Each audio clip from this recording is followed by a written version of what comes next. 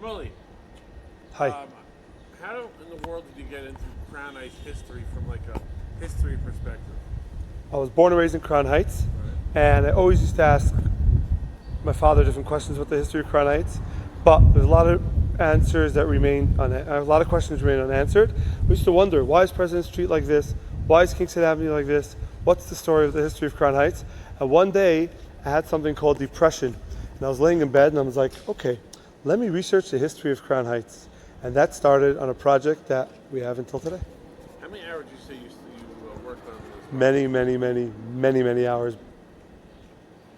Okay, Shmully, you could take us from American Jewish history, immigration, and then let's zoom and let's end up in Crown Heights. Okay, take us back to the first Jews in America. First Jews in America came 1653. Jews that ran away from the Inquisition. They got on a boat and they said, "Take us to Amsterdam." That's one of the stories I've heard. Instead, they were taken to New Amsterdam. They got off the boat. Peter Stuyvesant owned New York, and he says, "You guys can't be here because you're not Christian, because you're Jewish." They asked those days the Dutch West Indies Company was like what America is today, the most powerful company around. Amsterdam was settled as a trading post, not as a religious country, not as a religious city. What does it mean a trading post versus a religious city? Normally cities would be, well, many cities are around religious things or other structures of power. New York was set up as a trading post. In other words, they were looking to expand, whether Columbus was sent here, they were looking to expand trading. They figured they're going to get to India quicker. Instead, they found a brand new place, so they set up a place that they can get beaver pelts, dead rabbits, face, whatever it is that they were selling around the world those days. And they did it by setting up a shipping center in New York. New York's Manhattan doesn't go like a regular island. It goes straight up, like straight. Therefore, you can bring many boats there and you could ship around the world. So European manufacturing was looking to find more distribution? Probably that, but most likely it was a lot of natural stuff. What? Natural stuff. They want to need natural resources. Like animals, and like the skins of animals would make coats in Europe. That's just one of the main things. So they would hunt all of them, take those skins, wrap them up, put them on the boat. New York started with the first scheduled shipping thing. So I guess you could always rely that every day at 10 o'clock, a ship would leave. Once you have a schedule, then you could build a business around that. That's just one of the many things that happened. So the first Jews came during the 1600s by Peter Stuyvesant. Peter Stuyvesant didn't let them in. And he ran America? He ran New York. And New York what was New York then? If you go downtown today, consider it like 5-6 blocks of downtown. Manhattan. It bottom tip of Manhattan. And the fact when they went north, they went to Wall Street. They built the wall to protect them from the Indians. Gotcha. That's why it's called Wall Street. That's what's called Wall Street. Yes. So you had some. Where was Peter Stuyvesant? He was Dutch, yeah. So the Dutch came in the beginning, they set up New York. 50 years later, the British came. Without firing a shot, they took over the whole place. The place became from New Amsterdam, it became New York. It's the birth of New York. New York is British and Yep. Amsterdam is Dutch. York. Of course, as Jews, we know there's Kadisha York, when they murdered 1,000 Jews because they owed them money. They had a lot of IOUs in York, England, and then they went, instead of paying them back, they murdered 1,000 Jews that were killed, something like that, and they were called Kadisha York, so that was in the 1100s. So that's how we know personally about New York. About York, England. I know there's an old cemetery in Lower East Side, right? You're talking about, I believe it's the Share Cemetery. My historian, someone I know, historian colleague, Ben Rubin actually worked on documenting that. And then there's other people that already documented it. This is basically the oldest cemetery in New York. Where were they? They came 1600, so they immediately started needing a cemetery, and they were buried around starting in the 1650s, 1660s. It took them like 100 years to establish a shul, a synagogue, which is interesting because they came, there were so few of them. They also weren't discriminated against because there were so few of them. There's just a few thousand Jews then. It took to the 1700s for a few more to come, a little bit at a time. Of course, Chaim Solomon, who came from Poland, came and he backed up, he didn't pay for the revolution, he backed up from what I remember, he backed up he guaranteed the bonds that they were selling in order to pay for the revolution, and that was Chaim Solomon. First shul in America. Shares Yisrael, that took 100 years for it to establish. That was in New York City. Still exists? I believe so, yeah. They moved to the Upper West Side. But that was the first shul ever? Yeah. So what's What's Truro, Rhode Island? Why is Truro, that known? that's the first synagogue in North America, not in New York City. Oh, so Truro was before Share. Yeah, when you think of America, when you think of Jews coming to America, it's all along the East Coast. So they came, generally speaking, Jews went to trading business centers. Okay. Today, if a Jew moved to China, why would Jews move to China? It's a general business center that they have to move there for their company, or they want to move there for opportunity, etc. So where was would you say the first Jewish communities were? New York or Rhode Island?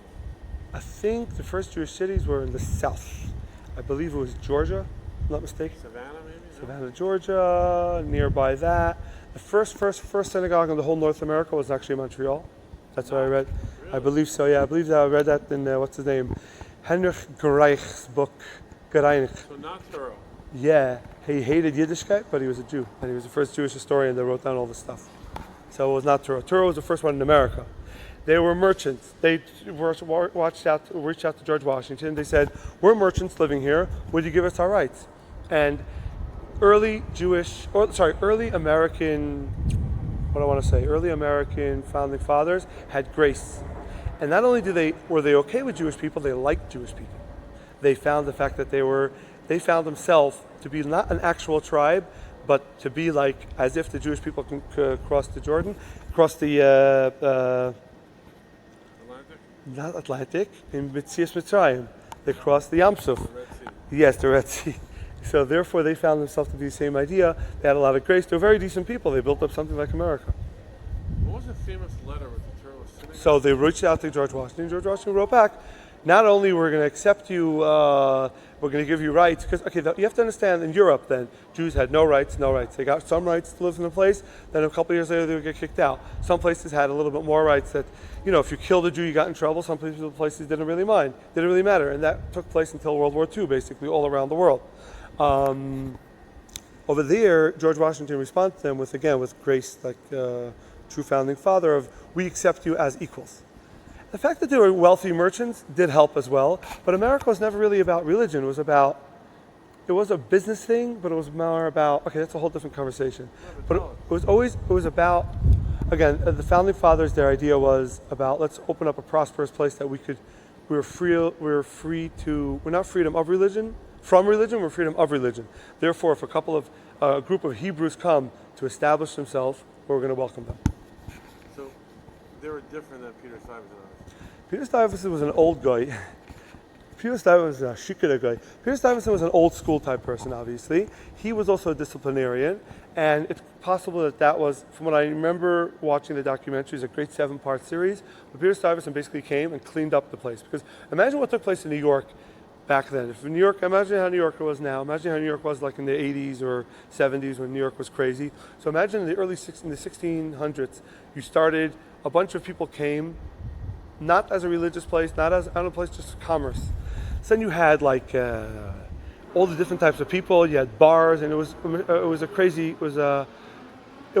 house. People did what they wanted. There was no laws. There was nothing that was established. It wasn't corporate. He came and made an order out of it. And as soon as he finished making an order out of it, the British came and took it over. Gotcha. But did you hear about a story that he sent a letter from Holland or something? Okay, so 23 Jews got off the boat, and Peter Stuyvesant says you're not welcome in. But the way it worked those days, you didn't really send an email and say, hey, can I please come? And it's like, no, you're not accepted. You have a code for your hotel room. The way it worked those days it was much slower communication. The boat came, the Jews came off the boat. And they sent by courier the fact that there's a new group of people, and they're Hebrews. They were actually descendants from, if I'm not mistaken, the Marranos. They ran away from Spain to Portugal. Then from Portugal they went to the islands. From the islands they went down to Brazil to Recife. And from Recife they got on a boat and they ended up in New York. Peter Stuyvesant greeted them with an official letter or a declaration saying, you are not welcome to come in our new colony. They said, okay, we're going to send a delegation to the Dutch West Indies companies that was in the Netherlands. And they asked them, would we be able to settle on this new Dutch settlement? They sent back a letter saying as follows. In very long-winded, but in short, we're Jews too. You start up with our people, we're going to shut you down. In other words, they were very, very powerful Jews within the Dutch West Indies companies those days. And therefore, they were able... 10 minutes, what does that mean?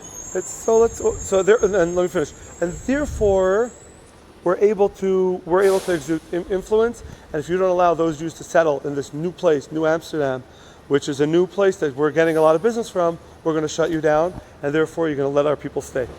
And the first Jews are in New York.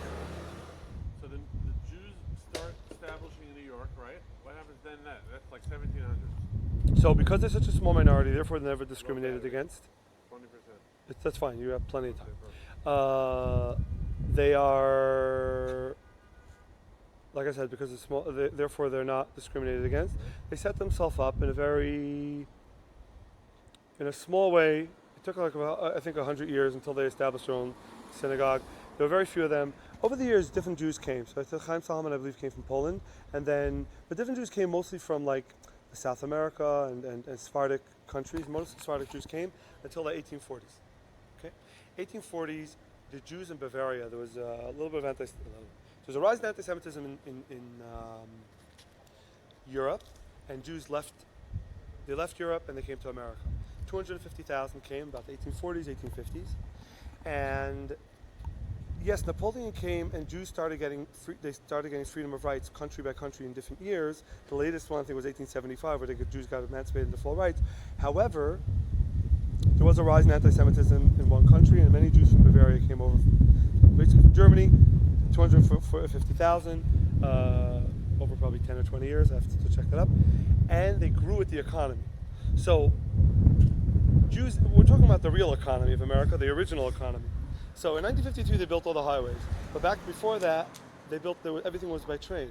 So one of them was, they actually started out as peddlers. They slept on the street. The ones that had a little bit more money had a tent. I don't know if they had any ideas of hotels. They went down 1800s. No, 1840s, 1850s. They literally went door to door. They started very, very poor, but then because who moved? If they had money in Europe, they wouldn't come here. Eventually, Lehman Brothers started. They didn't start now. They started in Middle America with a store. They actually financed or helped finance or sell bonds again for the trains that went across America. So the wealth that they built up was fabulous wealth. You're talking about the real family. Rockefeller Well, not as great as Rockefeller, because Rockefeller owned America. They just helped build America. And financially, a lot of the stuff that they did. Now, with their money, they basically. It's interesting what the German Jews did. German Jews weren't as traumatized as the Jews that we know today. They came from Europe, they came from Germany, different style type people, different culture. They mirrored the non-Jewish world. The non-Jewish world had upper class people. They were Feinschmeckers, and the Jewish people set up their own Feinschmecker system, and eventually they were called Our Crowd. And I met a grandson of someone from Our Crowd. He's Crowd? I guess unsere Menschen, I don't know. Our Crowd. And they lived and they built incredibly huge mansions up Fifth Avenue in New York City. So imagine how much money you have to have a mansion, Fifth Avenue in New York City. And they were beautiful. And they were basically, because the Christians didn't let them in, they set up their own thing. But they did something to mirror the Christians. And so they lived in New York City. Some of them moved to Brooklyn. But this is what I found interesting when I researched the history, and I have to confirm it. This is my theory so far. Today you have Yiddish neighborhoods, or even Jewish neighborhoods, whether it's secular American Jews or the Orthodox or Hamish neighborhoods. German Jewish neighborhoods weren't really Jewish neighborhoods. They lived in between Jews. Except the Our Crowd thing was the upper scale ones. But the everyday people, they just moved in between the other German non-Jews or European. Actually, that was the German Jews. Yeah, they integrated. Yeah, they integrated pretty well. Hold on a second.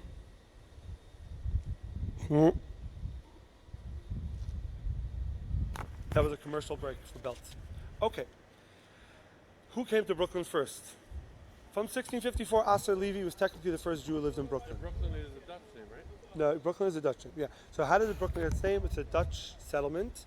A Dutch town or city in probably a city in Dutch city, and they came here to Brooklyn and they set it up here. Same name.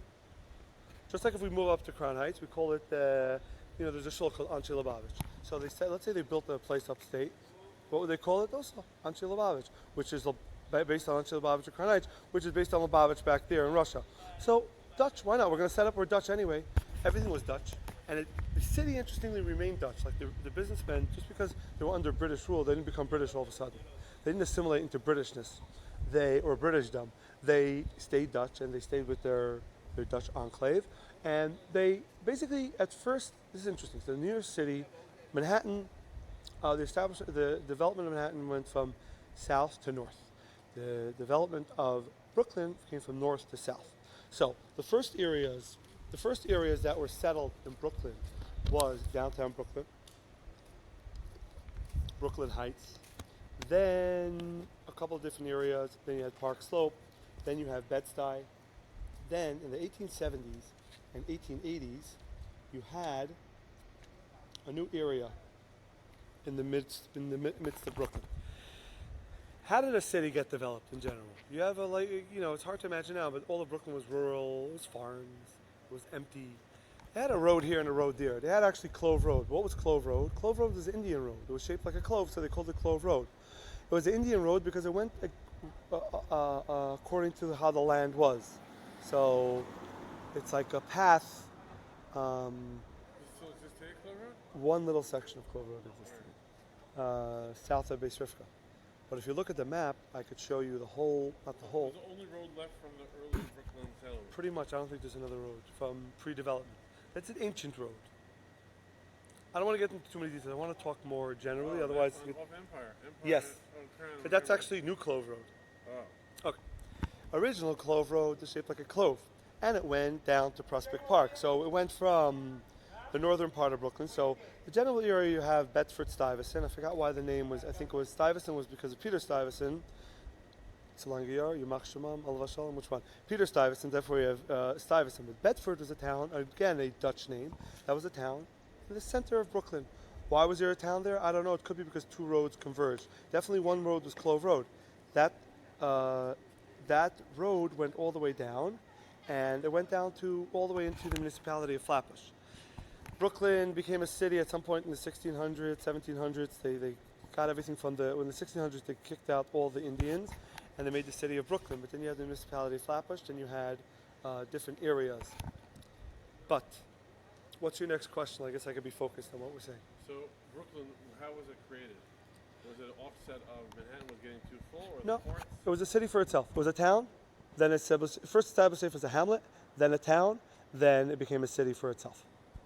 I forgot what year. What's the reason of town and hamlet? Because a hamlet is just a hamlet means that there's nothing going on. So let's take the bungalow colony analogy, because in order for us to understand how Brooklyn was developed, we could look at a bungalow colony right now. So some of the bungalow colonies are developed. What if we go like a couple of 50 miles away? We want to establish our own thing. So we could do whatever we want, but some of the land's going to be even, some of the land is going to be not going to be even. So we're going to establish a hamlet to a place that's close to the highway. Same thing back then. They established a hamlet in a place that's off a road that's next to the river. Like this, the shipping situation could be seamless. So Brooklyn was industrial more? Oh, it was nothing. Nothing. We're talking about which year are you talking about? Tell me. Okay, so 1600s you had Downtown Brooklyn. 1600s you had the Indians. Right. Then the Dutch came. They kicked out all the Indians. The Dutch came. Then I guess Brooklyn got established as a city, or it may have happened under the British. But the British came. The British set up their own thing, and slowly but surely. So basically, everything happened because of commerce, and because of commerce and transportation. Those are the two things that allowed things to happen. So Brooklyn had its own waterfront. It actually rivaled the waterfront of New York City. Because it had its own waterfront, therefore it had a downtown. It had a courthouse. The Brooklyn Bridge is way later. We're talking about way before Brooklyn Bridge. So everything was all boat. Everything was all boat related. So if I grow grain in the fields of Flatbush, and I put it on a road and then it gets to put on a road and gets to the a shipping area, a dock in Brooklyn. So that's all related to the docks in Brooklyn. What am I middle of saying? So all the farmland was Brooklyn, and they would ship it down. There was farmland. Most of Brooklyn was farmland, and they would ship all the stuff to the docks. downtown in Brooklyn, but because you have docks, therefore you have a downtown. Or therefore you have wealthy neighborhoods off the docks, which was Brooklyn Heights, which was, well, Dumbo was very industrial until recently. But basically you have Brooklyn Heights. Next to Brooklyn Heights, Carroll Gardens. Off of Carroll Gardens you have... That's 1700s? That's 1700s, you have Brooklyn Heights. So you have, let's say, someone that establishes, he's a wealthy man, so he's selling tobacco, let's say, all over the place or whatever. So he establishes a nice mansion. But then when the area becomes more and more populated, then all of a sudden then the city makes a grid. Once the city makes a grid, then you can have people building beautiful houses. Brooklyn Heights, pretty beautiful houses, but some houses are going to have mansions, some houses are going to have brownstones. They're going to be beautiful ones, but they're all going to be attached to each other because so many people want to live. This is a representative of that about 100 years later, or about 50 years later. This is what, 1900? This is between, I would say, around 1900. Yeah, because already when all of development came already coming south and they came to Crown Heights, so they built this block. Seems like you're losing your interest or your steam. What's going on? 10 minutes again. If you want to, yeah. It helped. Okay, so Carroll Gardens, 1700s you said was built? No. Brooklyn Heights, what year? Different waves of development. And who owned the land and who do you buy it from? One guy owned the whole Brooklyn, was it divided? So from what I understand, farmland owners? good question. From what I understand, the way it worked like this. The British came in and they had their own, the British took over a lot of land all over the world, so they had their own system. But they would go, first they would hire topographers. Topographers would go and map out the land and how it looked. Now, when the British came, very important, Brooklyn was for the king and the other area was for the queen. Therefore, we are in Kings County and next door to us is Queens. You say four, they lived here? Or No, they're going to set it up for them. They owned it. They owned the land.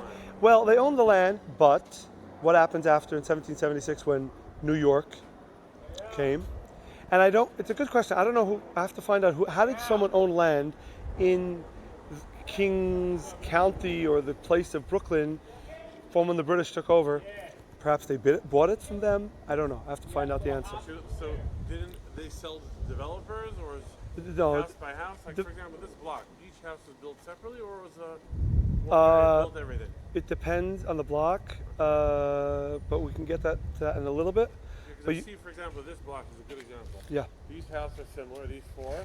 Then it switches to different design. Depends on the year. Depends on, we said, commerce, availability. Depends on how the economy's doing and how quickly you can get there. That's it. Without those two things, you couldn't. So, New York, how do you get to New York? The fastest way you get to 770 is by train. Okay, before the train came, you had to take a trolley. You could take a subway to the A and the C, but then you have to take a trolley to Crown Heights. So, if it's before 1920, yeah, you could sell these houses, but who said they're going to be sold so quickly? So either the bank or the developer said, okay, I'm going to build until there. So I'm going to build all these interesting looking brick style houses. Now, my friend is another developer, or I'm going to wait and then I'm going to develop here. But these developers bought the land and developed it. They bought it half a block at a time because everything was like, they bought it. It was a they call it on spec, speculative buying. Boredom really wasn't speculative as in we're gambling, but it was how many people are actually going to buy a house for $8,000 or depending on the era what it cost. How many people are going to buy a house right now? If the fact that they have to come here because it's a little bit of an area that's a little bit further. You work on Wall Street. Are you going to buy a house here if you have to go to a trolley and then take a train? Versus if the subway's right here. Okay. So Crown Heights was first Bed-Stuy. Carroll Gardens was built, then Crown Heights. Carroll Gardens. Bushwick. Bushwick had a lot of Jews. A lot of German Jews in Bushwick. Bushwick. A lot of Jews. Bushwick pretty new. Bushwick's not new. Bushwick, Not new? Bushwick, I believe, is an offshoot of like the downtown. Then you had Williamsburg. Williamsburg had a lot of German Jews, 1840s, 1850s, 1860s, 1870s. That's what you have like one Reformed synagogue that's now a Hasidic synagogue. That was Williamsburg, all the places near downtown. Bushwick, I believe, was an offshoot of that. It may have been working class, but still there was German Jews. Very industrial, too. There's an industrial area, yes. So if you owned, yeah. So, okay, let's now move to Crown Heights. Okay. Well, let's go with the Jewish immigration. They first came from Lower East Side? So the three waves of immigration. Okay. 1654, we said the boat, Right. And then after the boat was Sephardic Jews until 1840s. German Jews 1840s, 250,000 came. 1882. Because I know Hebrew Union College Cincinnati is all German Jews. That's What German. was That was from the 1840s people. 1840. They came, they established their synagogue. Okay, right now Crown Heights is Lubavitch, right? So you're not going to change the makeup of Yiddishkeit to be anything else. Right. Borough Park is a Hasidic community. You're not going to change the makeup because Right. everything basically is established on that. So you're not going to change his kashrus right now to have some putz from JTS doing kashrus in Crown Heights. It doesn't make any sense. So the German Jews came in the 1840s, 1850s. Then they started establishing their Jewish. They made Judaism in America reform. They established everything as Judaism as that, and when the German Jews, then the Russian Jews came after later on, they had to reestablish it. But everything in America then was reformed Jewish. Yeah.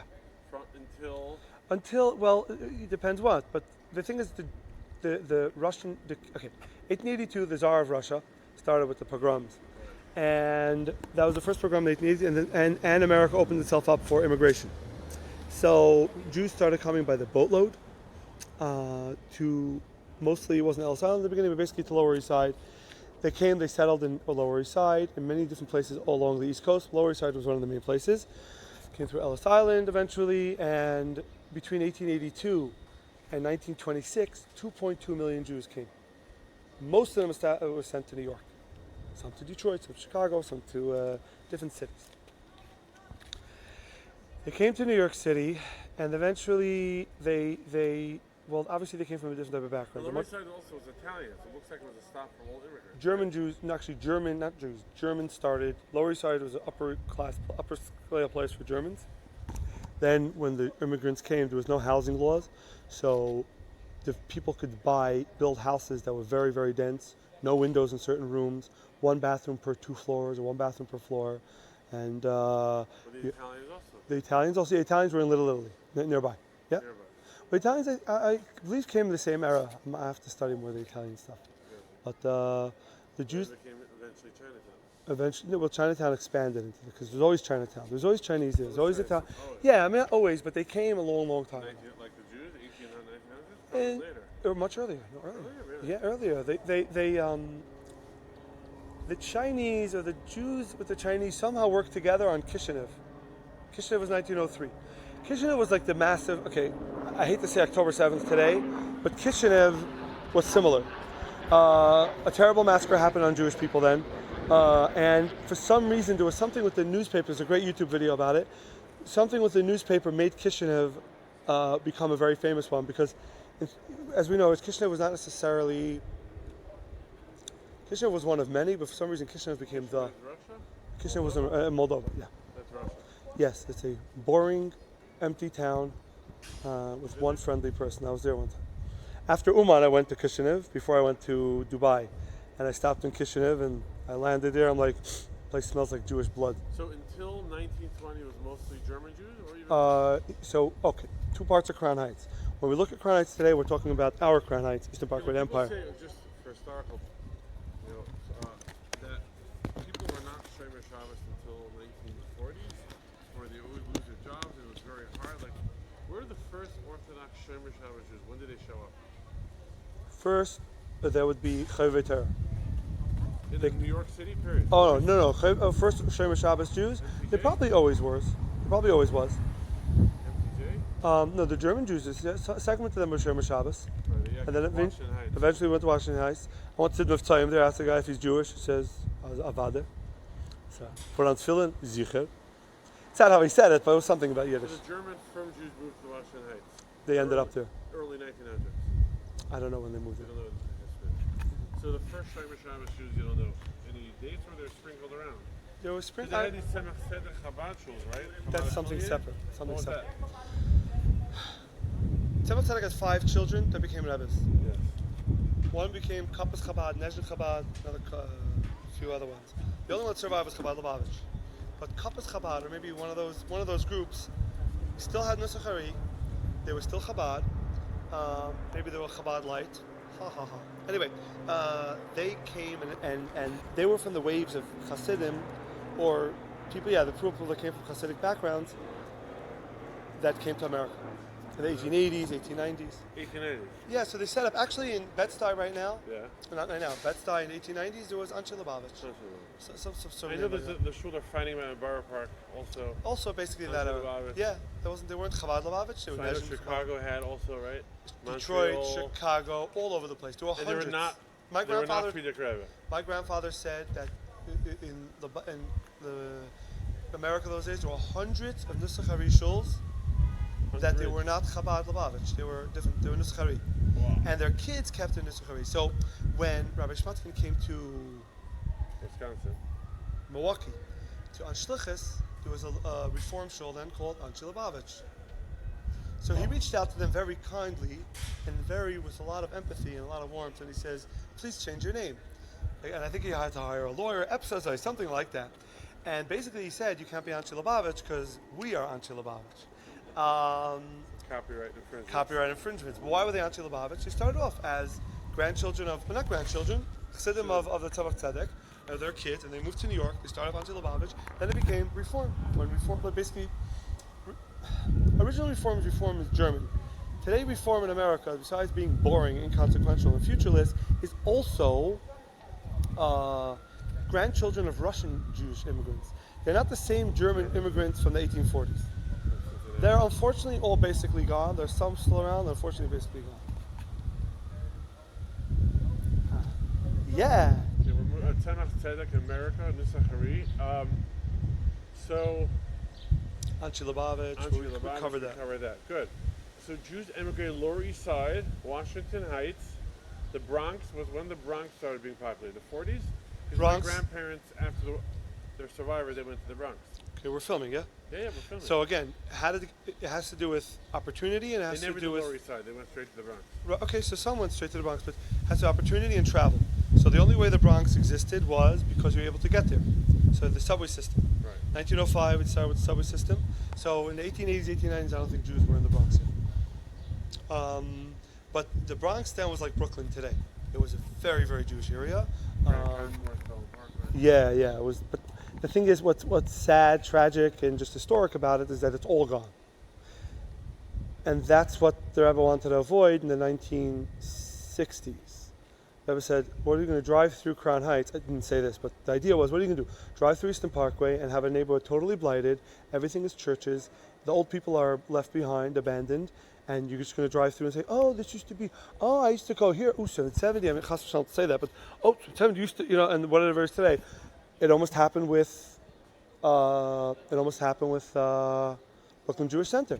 Could have been a Tifla. Anyway, now it's all the Tita. Yeah. So, go ahead, you ask the questions. So, Jews emigrated to the Bronx, Washington Heights, Brooklyn, Crown Heights. What's the Crown Heights scene? What's the scene? 1950 snapshot. What does Crown Heights look like? What, you want to jump to the 50s? Where are we up to? We're up to way before. I mean, we didn't even build Crown Heights yet. Oh, okay. Let's go to build the Crown Heights. Call them build. We're going to talk about the people in the 50s. Okay. Very briefly. The whole area was basically a couple of different farms, towns. There was a town in Bedford, a town of Bedford, and then there's a couple of other towns, and there were roads leading from one town to another. Brooklyn was basically split into a couple of different areas. The city of Brooklyn ended by Empire Boulevard. Beyond that was the municipality of Flatbush. It wasn't a city, it was a place where people went hunted and maybe farmed, etc., etc. Now, comes along, they make 1838, they make a grid. Now, grid, I don't know exactly where it came from, but they started with the grid in 1815 in Manhattan, and eventually they took away Central Park, they put it on the grid. They moved the streets over or whatever, they got rid of the streets. Brooklyn was the same way, this area was the same way, the Bed-Stuy, town of Bedford, for some reason, I don't know the answer yet, it was a fancy area. So they're going to make a grid with wide streets. So they made a grid from Bedford-Stuyvesant, and then from Atlantic all the way down to Empire, and through the whole area, nice wide streets. There's no numbers, I know the numbers started in Flatbush. Yeah, the numbers started downtown because that was built already. We're talking about 1838 after downtown was established. So in downtown Brooklyn, there's no numbers. It starts There's no only down? after Empire. Which numbers? Like East First. Oh, that's a different grid. We're talking about the grid of Crown Heights now. But the grid of Crown Heights was part of the grid of Bedford. It was a wealthy area, so it was wide streets. Then the guys who built Prospect Park Central Park came and built Prospect Park, and they had this idea. We're going to build a park for just a conversation today about this and that, whatever the social conversation is today. Those days it was about workers. A worker works 12 hours a day, 6 days a week. He has Sunday off.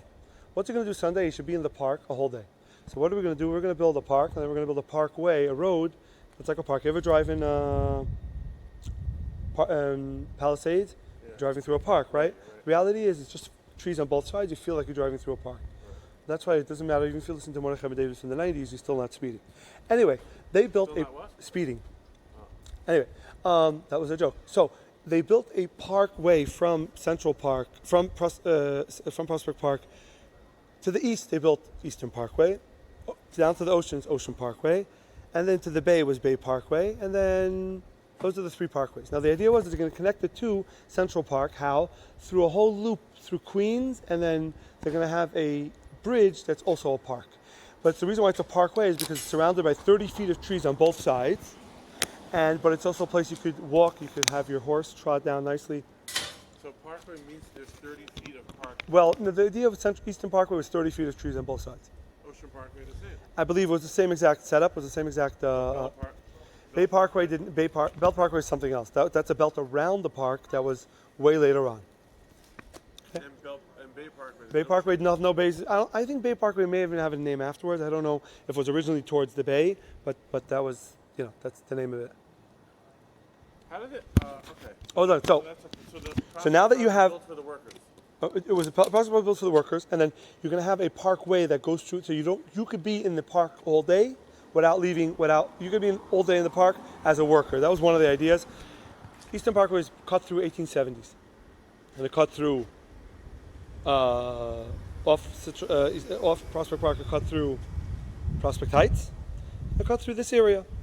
It was called Bedford. That's it. Who lived here? Nobody. A few people. Everyone who had land here was long strips of land. There was 100, 200, 300 feet wide. And it went very, very long and very wide. I don't know why. I believe it was easier to maintain. Now, how did someone get land when America started? We have land. What are you going to do? We're not the government. We can't own land unless it's for the greater good, which you have that argument until today. The land belongs to the people. But we are America. We are a business. So, Moshe Frank, you want to own land? No problem. You set up a surveyor that you could own land from point A to point B. We put it on your name. You pay taxes. You develop it. Now, we have this area full of very, very heavy woods. We want these trees to be cut down. So, we have Dutch businessmen, maybe some other people who own businesses. They could pay the taxes every year. They could own land without living there. Because what's the big deal about, not what's the big deal. What's the benefit from owning land that you own for 100 years? Your property, you have to pay property tax on that every month or every year. Actually, every year. So, fine. But they basically got other wealthy landowners or wealthy established businessmen that they gave it away. But for the first 50 years, even after they set it up, this is actually, I'm sorry, I got mixed up. This is not America, this is when it was Dutch. But even before from 1654 till 1704, the area that's now Crown Heights, they didn't even split it up. Why? Let's say me and you are building a bungalow colony, okay? Anshe Lubavitch number 3. So we're building a bungalow colony, but by the end, there's a half the back in the land that has in the middle it dips this way, and it goes like that, and it's full of water and marsh. We don't have the money now or the headache to deal with it. What are you going to do with it? So we're going to split that up later on. But so it takes 50 years, something better happens with it. So it took 50 years to even develop, to split up this land. They split up this land, and the people owned it. They basically kept hold on to it for the next while. Basically stayed in the same families. Very unoften do they sell it. That's the town of Florence. The big landowners from 1800s, or let's even flappers, the 1900s. Are they probably gazillionaires? Don't they own swaths of land? No, who are they? Where are they? It really depends. Because Flappers Mill Basin was built in the 50s, right? It's possible. 60s? No, earlier. Canarsie? I would assume earlier than that. Canarsie off of East New York, so I would assume way earlier. East New York, how did East New York get established? There's a Jewish guy, and Lower East Side was getting too crowded. Right. And the subway system was built, travel, and the economy was booming. It was like the clothes trade was all in New York, and you had plenty of workers, the Jews that came from Russia. So what do? So one Jewish guy was entrepreneurial. He had a vision. Unlike today, no, it was just so like people today have vision. He had a vision. And he says, "Oh, the Lower East Side, you could take the 3 train. You could take right, I believe so. Anyway, 3 train, yeah. Lower East Side, you can take the 3 train, you can take all the way to Brownsville, and let's set up. I'm going to buy a big piece of land, set up warehouses, set up housing. Jews could live there, probably a little cheaper, probably a little bit bigger, probably a little bit nicer, and but it's tenements there." And that's what Jews got started with it. Herzl Street, there's a lot of old shuls. Yeah, of course. So East New York was a lot of old Russian Jews, and you had the Jewish mafia that came out of there too. Out of East New York. Out of East New York, yeah.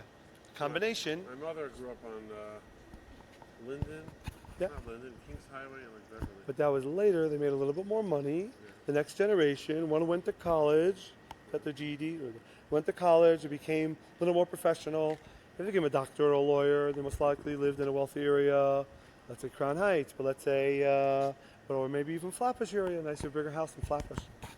But if they were still from the worker class and still, didn't have so much money, or just wanted to live, they lived in like, let's say Borough Park, or they lived in East Flatbush, or they lived in So Crown Heights. Brownsville. Brownsville was the next stepping stone after East New York. So Crown Heights was upper class. From the day it Definitely, was built. 100%. It's off of Eastern Parkway. Huh? And it's off of Eastern Parkway, and the streets are wide. In the 1870s, the uppity Dutch people with the uppity German people lived. They started building beautiful, beautiful mansions. Today, you have Billionaires Row on 57th Street. Yeah. This is what they started building on St. Mark's District. It became the St. Mark's District Avenue. It became the fancy, fancy, fancy area. What's Because there now, buildings or houses? most of them are taken down. 3 are left. Susan Spellin, who's an excellent Crown Heights historian, a really, really good historian from Crown Heights, she gives tours of Crown Heights North. Yeah? Incredible. Really, it's $20 or it's by donation.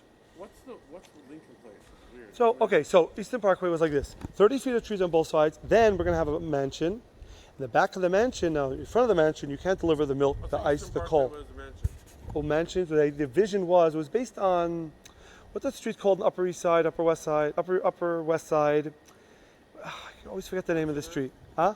Amsterdam? No, not Amsterdam, one after that. Broadway? There's like a wider street there. I forgot the name. Huh? West End? West End.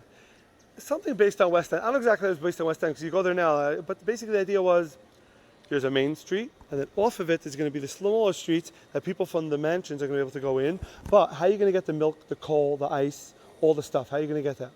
That's going to be 2 alleys, Union Street and Lincoln Place. And in the back we're going to have 2 boulevards. Off this parkway we're going to have 2 boulevards, President Street and St. Mark's. And St. John's.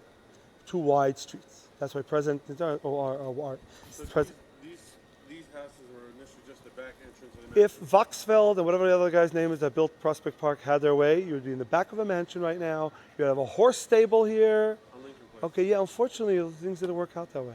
But it really bothers me, and I believe that we should bring back Lincoln Place to be a alleyway that, yeah. But I want to say, Eastern Parkway mansion, not many left, right? there's very, very few mansions were built in Eastern Parkway. This block, right here? Uh, Kingston and Brooklyn? No, there's no mansions. That's not a mansion. That's What about down by like Wait, Rochester? Utica. Buffalo? Utica Avenue, you can see a Yeah, couple of still has mansions. the mansions Yeah, you on still, Eastern Parkway. yeah. But I don't think those were built out of the vision. Because the vision had 30 feet of trees, and where's the 30 feet of trees? So is it 30 feet? Because I will have to measure it really, because I actually never sat down and made a measurement of it. It could be also that they built it, no, they built it exactly how it was supposed to be. So where's the 30 feet of trees start? Does it start, so I have to go to a map and see if it starts from the edge of, no, I don't know the answer to that. Why is Crown Heights called Crown Heights? That's a good question. So there's different areas, different eras of development. Think pre-development, and then once development. But it is a hill, right? The whole Crown Heights from down from. The Heights is nothing new. You need it. Okay, what would you rather live? Where would you pay $8,000 in a house? Because you're a tobacco merchant. You own a few stores and a few that, but so you have mid-sized amount of wealth. Where would you want to live? In Crow Hill, or would you like to live in Prospect Heights? Where would you think of living? Prospect Heights. Prospect Heights, because it's a nice name. Glen Clove, or whatever the other name of the area is called. Crow Hill was the general area. But that was the reason why it's Crow Hill. There's 3 names, 3 reasons. There was a crow factory with some bones or something, and crows used to come. It could be there was a racial overtone to it, and I forgot the 3rd reason. That was Crow Hill. That was an ancient name. Now that we're developing, what are we going to call it? They started with many different names. There was Albany Heights, but there was Brooklyn Heights already. There was Prospect Heights. Just the Heights was a thing. Eastern Parkway Heights, Eastern Parkway District. Eastern Parkway District, if I correct the name. That area, the area of the north, was called St. Mark's District. Finally, in 1916, they dug up Crown Street. In 1912, they actually started calling it Crown Heights because they knew the name Crown Street already because they had it in the drawing of the grid. So 1912, they started calling it Crown Heights. In 1912, they started talking about Brooklyn College, which was originally where first there was a prison, then there was a college, and now there's a college as well. What's the college called? Is that right? I believe so. And that was Crown Heights. They called. What's the history of Benedict Street, the big fancy house? So, they already had the fancy area to the north. Comes a man who he grew up Wichita Hills in upstate New York. And he, quiet man, reserved, very ambitious, an excellent businessman. How much time do we have on that reel? We're at 14 minutes. Okay, so ambitious, quiet man. There was an excellent businessman. His name was Frederick Rowe. R-O-W-E. I call him Frederick Rowe. Maybe it was Frederick Rowe-E. He grew up upstate New York. He became a lawyer. He lived in the city, became a lawyer. He became a top lawyer immediately. Then he hung out, or I don't know if he belonged to this area, St. Mark's Avenue district, where had a lot of wealthy Dutch businessmen.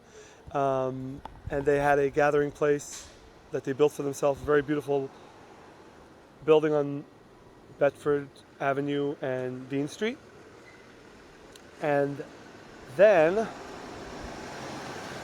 he saw that, okay, the history of Crown Heights is topography. Remember I said economy and how you get there. So economy was doing good because New York was booming. It was 1896, 1898. But he saw there's an area that's very hard to develop. In order to develop Crown Heights, topographically, so, okay, during the era, It's on the hill? yeah, there's an ice age. So there was an ice age 5,762 years ago. There was an ice age, and what happened was the ice came to here, to the New York, and from the tip of Long Island till the tip of Brooklyn, including actually Staten Island, the ice came and went. And you're not talking about a little bit of ice, you're talking about like 500 feet of ice, really, really tall ice, and therefore, or really, really high. You're talking about massive movements. So geologically, it was like a mountainous vein along all of Staten Island. So when it comes to Prospect Park, it's there, and you have a park slope off of it, and you have cemeteries. But over here, was where development came to the area. So what are you going to build? So because it was like not such a good area, and it was in the edge of the city of Brooklyn, you had a prison. Prison was massive. Prison was like Nostrand, and it was established in the 1850s. It was Nostrand and Carroll. But it went all the way to like close to Eastern Parkway and all the way down. It was like this big sprawling penitentiary. Not by the armory, the Bedford Armory? Nothing done. Armory was World War One, Civil War or World War One. I think it was World War One with they needed big spaces for the for war stuff. He wanted to develop Crown Heights. And north of Crown Heights, like I said, was all flat and fine, but north of Eastern Parkway, what are you going to do? Eastern Parkway was built. To the north, everything was pretty much built up until 1900. This block, I think, was built up a few years later. Pretty much everything was built up until Eastern Parkway. Now, south from Eastern Parkway, downtown Parkway Boulevard, what do? Comes along Frederick and he says, okay, I have a vision. I like what's going on to the north. I want to set up Crown Heights kind of like the way Flatbush is. One house per lot. Detached. One house per lot, 50 feet wide each lot. And I want to set up this fancy neighborhood.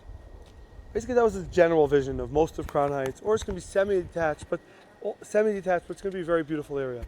So he starts with President Street. He buys up everything. But how does he buy up everything? He goes to every single one of these people who own land for a long time. There's actually one property which wasn't in this area.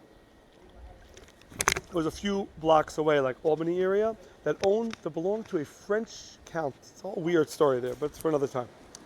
But he went to about 10 owners owned land from New York Avenue till Kingston Avenue. from Eastern Parkway till Empire. He said like this: okay, we're gonna buy it from you.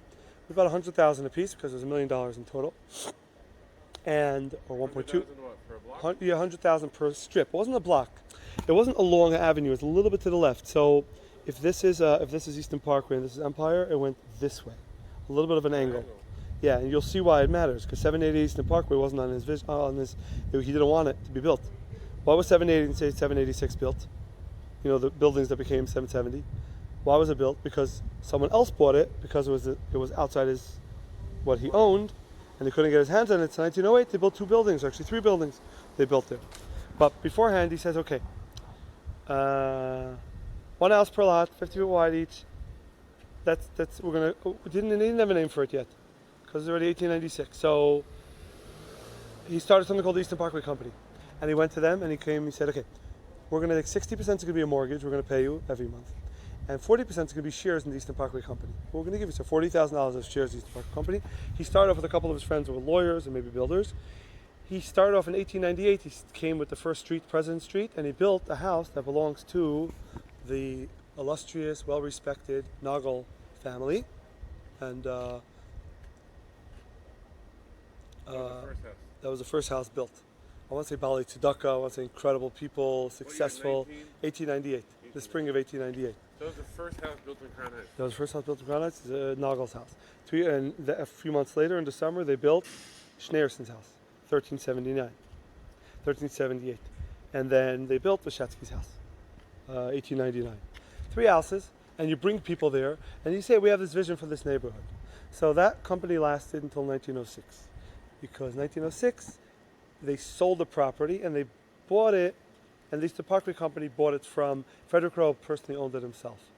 But he was a very, very smart businessman in the way he purchased. How do you purchase so much land all like that? And he started advertising 1901 in the newspaper. And the train was out already or no train? There was no train. I believe there was the A and the C was running, if I'm not mistaken. But not the 3. There was a trolley. But he built the place, he built the church. It wasn't the church, it was the back of the church. The church that you see today on Brooklyn and Union, that's the back of the church. The front of the church was supposed to be this massive edifice. Never ended up getting built.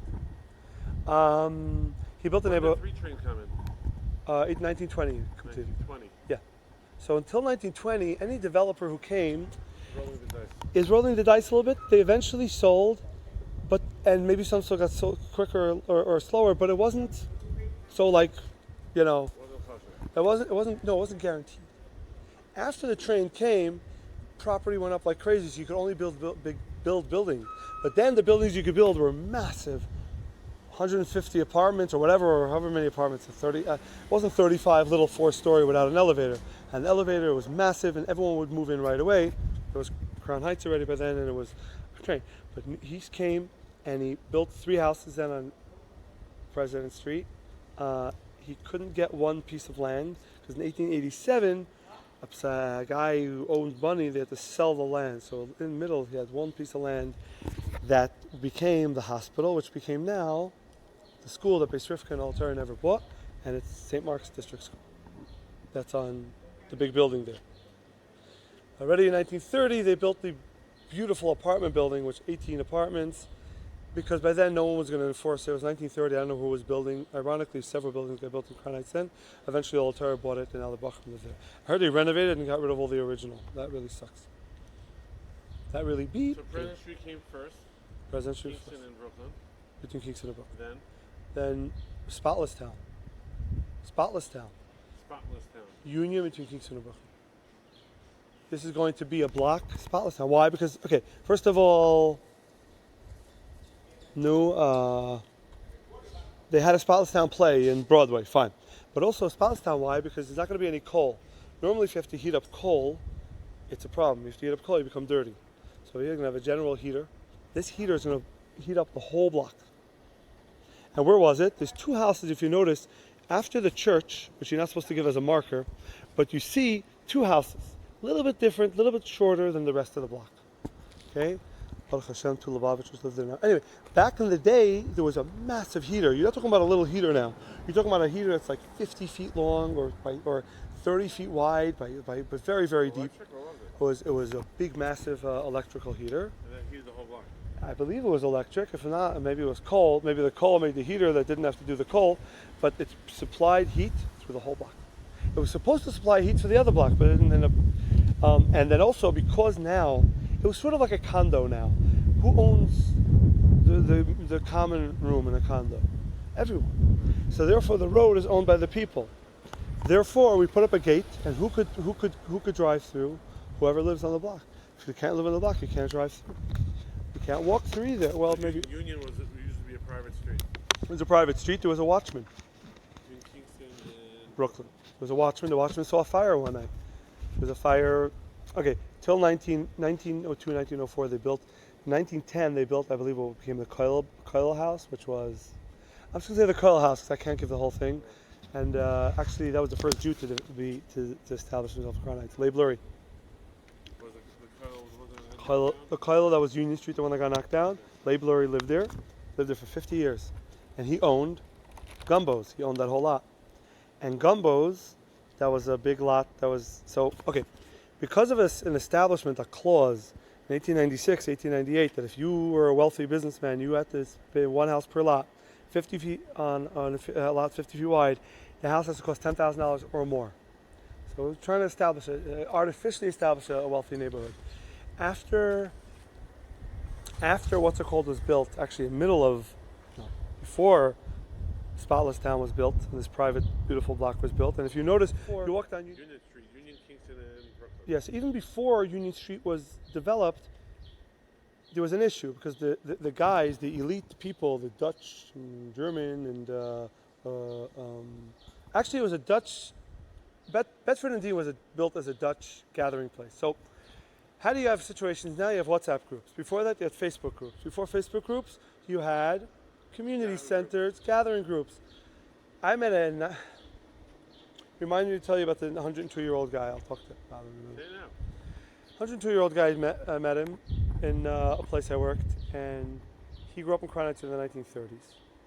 And he said a couple things. He said if you wanted a date in the 1930s, you drove a car down the service lane of Eastern Parkway, and people knew each other, who they are. And the guy would ask the girl, you want to come in a car with me now? Well, yeah. That was actually 50s Brooklyn, but whatever, however they spoke then in the 30s. And no, what happened? So the girl would say, yeah, she'd be interested to go on a date. If not, not. That's one thing he told me. Another thing he says, they would rent basements in Crown Heights. Him and his friends, telephones was not so ubiquitous as it is today. So you had a basement in Crown Heights, $18. You rented a basement in Crown Heights. That's where they lived. And that's where they gathered. And there was too many people. They kicked out. They went to another basement. That's the basement in Crown Heights. So that was like the little group of single people living in Crown Heights. In the 30s. In the 30s. But in the 1870s, 1880s, how did upper class people meet each other and discuss business deals over brandy and cigars or whatever else they did? That was in Bedford Dean. Bedford Dean was then sold to German Jews that had their own upper class place. And eventually they sold it to Lubavitch, United Lubavitch Yeshiva. What about the hotel, the old hotel in Crown? Oh, but let's go a little bit. Hold on. 1901. Am I jumping? Yeah, a little bit. When was that hotel built? 1920s. It wasn't a hotel. It was a hospital. Hospital, okay. Hospital. Someone told me yesterday there's no Jews allowed in the hospital. I said, bring me proof, because I've never heard no Jews allowed in Crown Heights, because mostly Crown Heights, even though it was Dutch in the beginning, but then the German Jews moved in, but most of the developers later were people, most of the people, first developer was actually, Frederick was not. He was Dutch, I think, or British. He was from British descent. He was not Jewish. But then the later developers were all Jewish, and the later people who moved there after World War I, all the people who moved to Crown Heights were Jewish. 1901, the people from the Bedford and Dean place didn't have a golf course anymore, because whatever they built whatever they were having in the golf place got developed. Frederick thought of an opportunity. Why don't you come to Crown Heights? We're very hilly anyway. Establish a golf course. 1901 to 1909, Crown Heights is a golf course. What street? Eastern Parkway down to Empire. New York to Albany. Pretty big golf course. Union Street was already, Spotless Town, that was already built. President Street was already built, only between Kingston and Brooklyn. But in the back of your house, you had a golf course. And it was that way 1901 until 1909. and basically they needed a center for their golf course for people to hang up their caddies and a golf club. Where do you establish that? So you remember the old Tivus Hashem, the mansion, about that. So that was a house about 20 feet deep, 30 feet long along Eastern Parkway, and that's where you gathered. Tea time. I don't know nothing about golf. President and Kingston. President Kingston. Oh, President Kingston. You said Eastern Parkway. I meant to say President Kingston. And that was the golf club. That was a golf club called Eastern Parkway Links. Links. Golf Links. And they teed off, 1901 to 1909. 1909 it was closed down. 1909 on, every year another street was cut through. Every few years another street was cut through, and development happened from, first, the rest of Union Street. The rest of which was, right, after Union Street was the rest of President Street. And some people, one or two people try to mimic it and build their own kind of mansion at the end of President in Albany. You have to find out exactly where, when, and who built it. I used to know that information, I forgot. And then the other side of President Street, because already President Kingston, Brooklyn was defended till the end for doing one house per lot, except the Gumbos, that was supposed to be a mansion, but it was a fight because Dr. Feldman's house was owned by Max Wilinski. He was a clothing manufacturer. I believe he lived in the city. Someone came to him and said, "This newfangled neighborhood called Crown Heights. Maybe you want to buy a lot for," I don't remember how much. How much did you pay for a lot then? Was Brooklyn ever a vacation place? I heard Ditmas Park was like Could a be. vacation. It's possible. Crown Heights wasn't, but it's possible. Crown Heights is more of like a fakakta area at the edge of the city of Brooklyn. Then it was adjacent to a wealthy area, and then it became development with Frederick and the Eastern Parkway Company. And then after he sold everything. He sold the other President Street, the Rebbe's Block, to a Jewish developer named Henry Roth, who built himself his beautiful house in 1909. But he didn't really establish himself. He died in 1918. His family moved away. Maybe before that. This is a massive like rotunda thing, what you call. It's across the street from the Rebbe's house to the left. It's a beautiful house. It belongs to a church now. Henry Roth lived there. He was a big Baal Tzedakah. He was involved in Jewish charity and all that stuff. He was friends with the Jews that lived on. Okay, I'm getting mixed up with something. Anyway, the Koil house is owned by Leib Lurie. Leib Lurie owned the Gumbo property. Gumbo property went to court. It was a very long court case. That's how we know a lot of the stories of the history of President Street. Of the guy, at least Dr. Feldman's house, Max Wilinski. Max Wilinski, I think, was for a short time. If it's the same Max Wilinski, it was a short time he was the president of Calvert. Calvert started off in Brownsville, and they used to drink in bars. I guess from Jews used to drink in bars those days. Yeah, very 2008. And they didn't have a place to daven, so they spoke to their Irish bar owner, and they said, "We don't have a place to daven." He said, "Come to us." It wasn't just a bar. It was probably an established bar with an apartment in the back. "Come, you could pray by me." The Hebes could pray by me. They prayed by them. He was their gabbai also. He collected their money. He was a very, very trustworthy person. He collected their money, held on to it. It's like the treasurer held on to their money. Eventually they had enough money because it was an upwardly mobile place. How could I blank out on this? Getting old. Not getting old. It's too much information in my mind. When you're not allowed to drink alcohol, it was called. Prohibition came. He had to close his bar. They said, "We're going to take this property and we're going to build we're going to buy a lot on Albany and Eastern Parkway." And they built a one-story place, 600 people. Fancy shul, because it's in this area, it's called Crown Heights. And his name was Murphy, and therefore it was called Murphy Shul. Murphy did not have a bar there, and he did not sponsor the land. I found the original story, and David Zaklikovsky is wrong. Timestamp, comment. Anyway, what are we in the middle of saying? Anyway, good. Now, where were we holding? We'll hold this. No, that's Calvert. That was the first Orthodox shul built in Crown Heights. Every year, Union Street, the rest of President Street, the rest of Carroll Street was built. Whole building out. Crown Street. Crown was, even Carroll and Crown was, they advertised that if you look out your back window, you could see the plains of Flatbush. Because you could see Flatbush. There's nothing else there. Nobody wanted to build there for a couple of reasons. First of all, topographically, it was very difficult. Flatbush. If you look at the 1901 advertisement of Frederick put out, the Eastern Parkway Company put out, you see Crown Street, then you see retaining wall, and then you see, so Montgomery Street, retaining wall, and then Empire. A lot of people watching this video, actually, some of them they know they have relatives or they live there, the retaining wall fell apart by now, so they have to put it up to great expense, etc. But, and then sometimes it's a fight. Does the retaining wall belong to On between Crown and Montgomery and Empire? Because it was basically, it wasn't just downhill, it was what do you call it?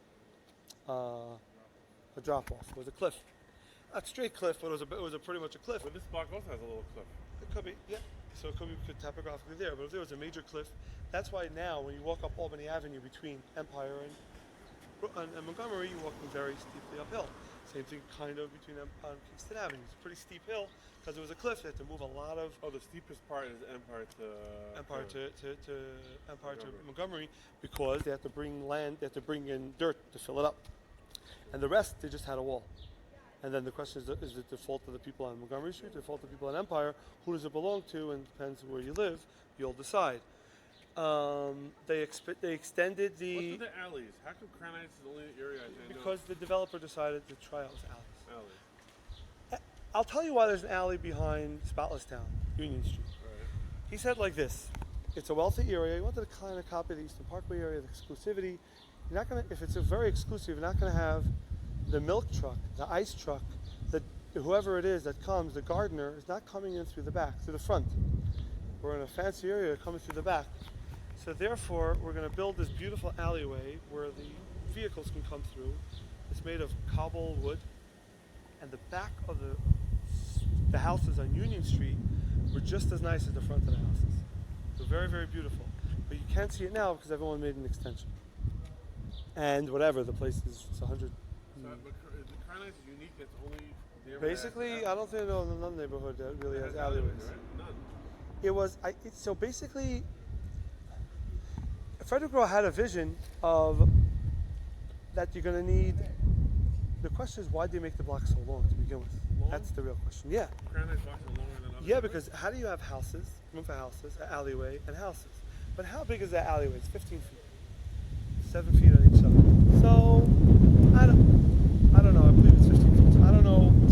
You are taking 15 feet away. The alleys are not meant for like the horses, to put the horses. Which in year? Frederick Rose, the Spotless Town, Union Street was horses.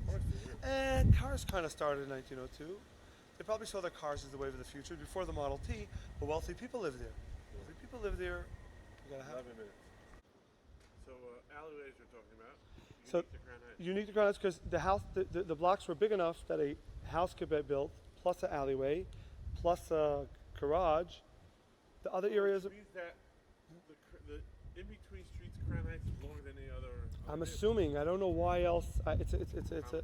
Yeah, there is comment below, but also Susan Spellin wrote an excellent article about it, about that Frederick Roth's idea, vision of Crown Heights. Oh, it could be like this. Place is built 1870s, there was no cars. Place is built later, you had a driveway. Crown Heights was in between. It's possible as well. Okay, so that's 19, okay, the Jews. 1902 through 1930. Crown Heights by 1930 was completely finished. Plus Pigtown, which is a whole different story. It was a very shitty area. It was poor Irish, poor Italians. Newspapers love making fun of them. Empire down south. Empire, Lincoln, both Pigtown. They used to raffle off a pig. There was a lot of pigs there. Then they got rid of it, but the name stuck. People had houses like. Oh, that's for the house. They're smaller house here. Yeah. Here the taller shilling. Yeah, not necessarily even because poorer people moved here, because the whole area was like considered fakak. Right. Gotcha. Continue. Now, you wanted to ask me. So that was that. So now get into Chabad of Crown Heights. You asked me a question. Jewish Center was built when? Wealthy Jews lived on Brooklyn, present of Brooklyn.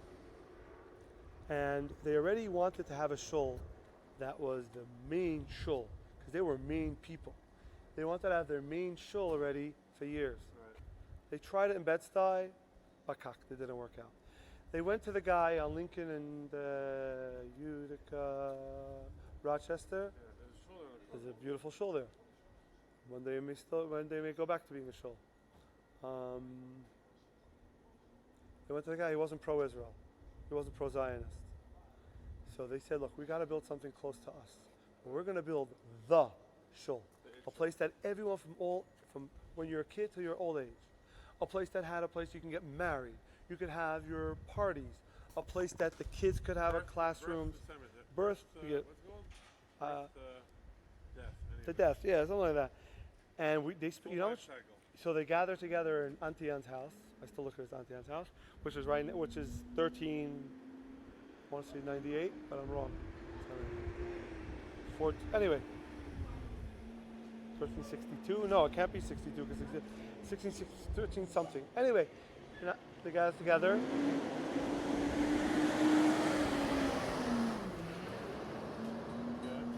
At the meeting, 1918, we got to build a synagogue that's the synagogue, and they had 11 lots on Eastern Parkway that they bought off of Brooklyn Avenue. It has to be close to where we are, and it should be the center. I don't think so. There was empty lots, from what I understand. It's empty lots, and they started building a shul, and $1 million to build this beautiful, beautiful synagogue. The way they wrote about it, they loved Yiddishkeit. They weren't some fadarban conservative shul of today, which is boring. And, huh? Oh wow! Okay, that's amazing. She lived on Kings Highway in Beverly. I spoke to a 96-year-old lady, and her father was the president. Pretty cool, the co-president. And there used to be two sets of Jews in Crown Heights: the wealthy ones who lived next to Eastern Parkway, the less wealthy ones who lived at Crown or Empire. They went to the Talmud Torah on 310 Crown Street, which became Beis Rivka. But she nagged the rabbi so much that they should let the poor kids go and use the pool and the gym. And finally he gave in first once a month and then once a week. She was like an original, actual, not like today. She actually cared about people that were on the bottom.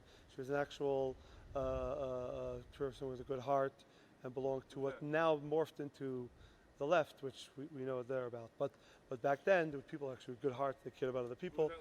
I don't know her name. She lives on Carroll Street. She lived in one of the two houses that now that double wide house that belongs to Junik. That's where she lived. And I can get her name, and it could be in the information over there. So yeah. Anyway, what were we holding? Developments, Jewish developments. They built Crown Heights. Chabad. When does Chabad show up? way40? later. Okay. Wasn't so late. Crown Heights being built in the 1930s, but now you have to understand, Crown Heights is not just Crown Heights. Crown Heights is a very wealthy, upscale neighborhood. It's the place to be. A lot of the Chabad lived in East Flatbush and Brownsville. Like This is gonna be here for 10 minutes. Huh? Moving in. Yeah. Yes, sir. A lot of Lubavitchers are not living in Crown Heights. They live in the Lower East Side, Williamsburg, Brownsville. East Which Flatbush. Lubavitchers? There was nobody. There was no. The Nitzchari people lived everywhere, wherever they lived. There was no in 1940. There's 5 Lubavitch families in 1940, and those who could come to Brooklyn and did come to New York lived in Brownsville. They only moved here in the 1960s when real estate went down. But back then you had to be someone, not just a doctor or a lawyer, because if you were a doctor or a lawyer, you lived on President Street if you were wealthy. But actually the whole Crown Heights became Doctors Row with a lot of different hospitals. So you could live all over the place. If you live, I shouldn't say just President Street. If you were a wealthy businessman, you lived on President Street. The whole idea of Doctors Row, I think, was, I never actually saw it for President Street. See, that what I just said was wrong. If you're a wealthy businessman, a wealthy person with money, some doctors lived on President Street because they could have their doctor's thing and live in one place and have their doctor's place. Darwin Hecht lived there. The Tivus Hashem building was a doctor. They had a practice in their house. Yeah, but for the most part, not that many doctors lived there. It's a myth, according to my research. Could be I'm wrong. I'll have to find out. So Dr. Feldman, the person before, also had a practice downstairs? There was no doctor there. His name was Max Walensky, and he was a very good man. I spoke to his grandson, who was 96, and he had 3 daughters. I spoke to his grandson. He said his daughter was a wonderful person. It was just so nice to hear that and talk to him on the phone about that. He says grandfather Max Walensky started something called penny lunches. That if you go to public school and you pay 1 penny, you get a lunch. So you could be, I think a penny was affordable enough then that it didn't cost you the full amount, whatever the full amount was, but you didn't have to shemzich. You could have the penny lunches. But then afterwards, there was more things that he stood for. He had many work. He was a clothing manufacturer, a wealthy man. Chabad shows up when? 1940, 19, so why 770? 1940, 1930s, 1920s, the Friedrich Rebbe came several times. And Friedrich Rebbe was a well-known, famous person. Anat Lubavitcher told me Friedrich Rebbe was a gangster. Why? He had networks all over the place. And that's a not Lubavitcher way of looking at it, as in the fact that he knew people. He he had a judge, communist judge, was actually a Chabad Chassid. I'm going to get slaughtered for this in the comments, and they're right to slaughter me. Chas v'shalom, talk about that. But the Friedrich Rebbe was, we don't give enough attention for the Friedrich Rebbe. Let me say that. I should establish that first. Because the Friedrich Rebbe was, what the Friedrich Rebbe stood for and everything was so dwarfed by what the Rebbe did for Jewry and for the world, etc., that we don't establish, and besides, we're Chassidim of the Rebbe, and back then the people who stuck with the Friedrich Rebbe didn't have the best name. They weren't that popular. They didn't have 5-star ratings, so we don't remember the Friedrich Rebbe. The Friedrich Rebbe was like this unbelievable person. There's books written about it. Exactly. He came to America after he went to jail, and he wasn't doing so well health-wise. He already knew Crown Heights before because he already stayed in Brooklyn Avenue. In the 1920s. Brooklyn where? I don't know, but I believe it was Brooklyn Avenue that he stayed in the Crown Heights area already in the 1920s. Knew what happened. Because a lot of the from Baba, a lot of the Chassidim were here. Teredat. That's way later. That's way later. That's 50s. That's after World War II. Okay. 50s. He came to Lakewood. They offered him, here's a free house in Lakewood. Stay as much as you can. Friedrich Rebbe said, no, I want to be in the city. He told right. I want to be in the city. There was a guy. His name was Robert Kahn. He was ADHD, and he had too much of a vision. You know, people have too much vision; they can never follow up. I don't know if you relate to that at all. He said, I'm not going to go to President Street and build a house and buy a house and have my practice. He made $100,000 a year, a crazy amount of money he made every year. And he built this like beautiful place. And he did everything illegal. He didn't pay the architect, he had to sue him. When he got arrested, he tried to bribe a judge. His mother disinherited him. He did illegal abortions too. And he also cheated on his taxes. And he also, everything he did was help their backen.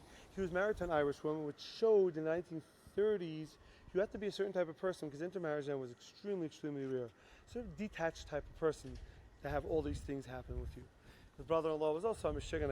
He was speeding and they took away his license. So he was just one big scandal. He was one big scandal. He was a mess, but he was an ambitious person.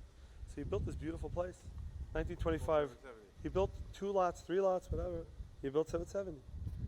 Now, why did 770 have lots open? Because Frederick said, you want to move to my neighborhood, the entry of my neighborhood is going to have, first he wanted to put up pillars at the entrance of Eastern Park, of New York Avenue and Brooklyn Avenue. Park, yeah, exactly. And you could come to the Chashva area in Crown Heights, the exclusive area in Crown Heights. Then he says, okay, at least my president, he lived, by the way, across the street from the church, he lived the second house. Right now, to have a whole description on the house, what it is, it belongs to the church. But back then, he lived there, and he protected Crown Heights. He fought the hospital on President Street. He was involved in the lawsuit to not have Gumbo's building be houses. It would be stores. He wanted it to be a house. He was guarding Crown Heights. He lived next. He set himself up. He set up like an interesting, like sort of temporary structure, like 10 by 10, 20 by 20, on 2 or 3 houses in Eastern Parkway in Kingston. Anyway, what are we middle saying? So the scandalous doctor. Scandalous doctor built this beautiful building that was a little bit not above his pay grade, but then he didn't pay rent he didn't pay, 1934, 1938, he didn't pay taxes. Eventually they cracked down on him, they arrested him, tried to pay off a judge. And he lost his doctor's license because one of the women with the abortions died in the hospital. I believe it was, that was the malpractice that happened. I already told. And now this beautiful building is for sale. I want to say $22,000, I want to say $32,000, I don't remember the amount. It's a tax foreclosure or a bank foreclosure. Kazanovsky, who was the biggest doer in Lubavitch then, he says it's for sale. And Aguch, was it Aguch who bought it? Lubavitch bought the building, the Friedrich Rebbe moved in on the 2nd floor.